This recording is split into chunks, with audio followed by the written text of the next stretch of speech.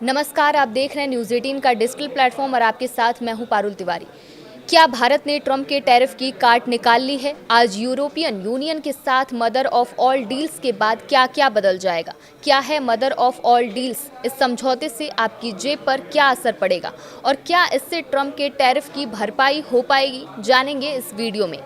भारत और European union के बीच आज मुक्त व्यापार समझौता यानी एफटीए का ऐलान हो सकता है। इससे 200 करोड़ लोगों का साझा मार्केट तैयार होगा जो दुनिया की 25% जीडीपी कवर करेगा। जब दो या ज्यादा देश आपस में ये तय कर लेते हैं कि वो एक दूसरे के सामान और सेवाओं पर टैक्स पाबंदियों और रुकावटें कम या खत्म कर देंगे तो उसे फ्री ट्रेड एग्रीमेंट यानी एफटीए कहते हैं।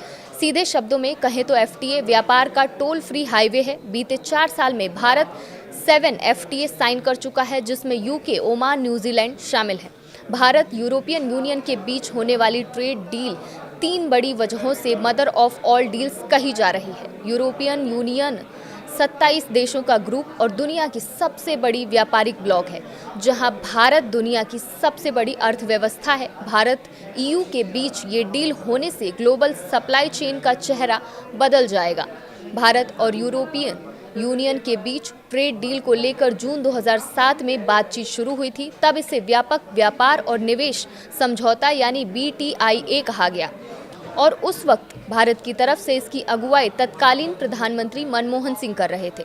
15 दौर की बैठक हुई, लेकिन 2013 में BTIA की बातचीत पूरी तरह से थम गई।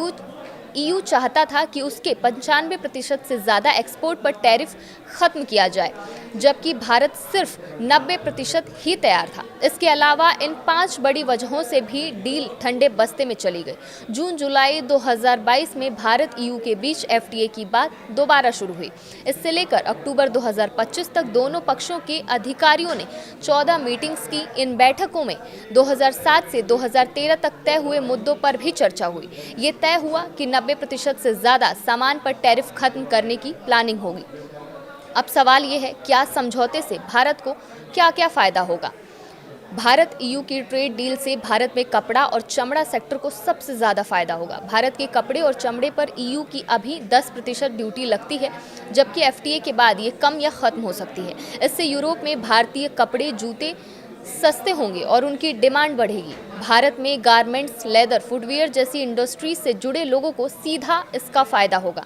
इसके अलावा फ्रांस, जर्मनी, स्पेन और इटली जैसे ईयू देश भारत को एडवांस वेपन बेचते हैं। 2024 में भारत का डिफेंस प्रोडक्शन 1.5 लाख करोड़ रुपए रहा। वहीं डिफेंस एक्सपोर्ट 25,000 करोड़ रुपए रहा। यूरोपियन यूनियन यानी ईयू से एफटीए होने के बाद भारत को डिफेंस सप्लायर और मैन्युफैक्चरिंग पार्टनर भी बनाया जा सकता है। इससे इंडियन डिफेंस इंडस्ट्री को बढ़ावा मिलेगा। वहीं फार्मास्यूटिकल और केमिकल सेक्टर में भारत को हर साल 20 से 30% के ट्रेड का फायदा हो सकता है। रेगुलेटरी अप्रूवल आसान होने और स्टैंडर्ड एक जैसे होने से भारत में बनने वाली जेनेरिक दवाएं और स्पेशल मेडिसिन की यूरोपियन मार्केट में एंट्री आसान होगी और भारत के लोगों को यूरोपियन शराब, यूरोपियन कारें और इंडस्ट्रियल प्रोडक्ट्स सस्ते मिलेंगे, क्योंकि इन पर लगने वाले प्रीमियम टैरिफ कम हो जाएंगे। अर्थशास्त्री बताते हैं कि ट्रेड डील के तहत कम से कम 90% चीज़ों पर टैरिफ 0 हो जाएगा। इससे भारतीय सामान चीन जितना सस्ता हो सकता है और यूरोप में इसकी डिमांड भी बढ़ सकती है। वहीं भारत से हीरो और जेम्स में भी जो नुकसान हुआ है, यहाँ से उसकी भरपाई हो सकती है। हालांकि पूरी भरपाई के बारे में कहना संभव नहीं है, लेकिन 3 से 4 सालों में ईयू भारत के बीच का व्यापार करीब 22 लाख करोड़ तक जा सकता है।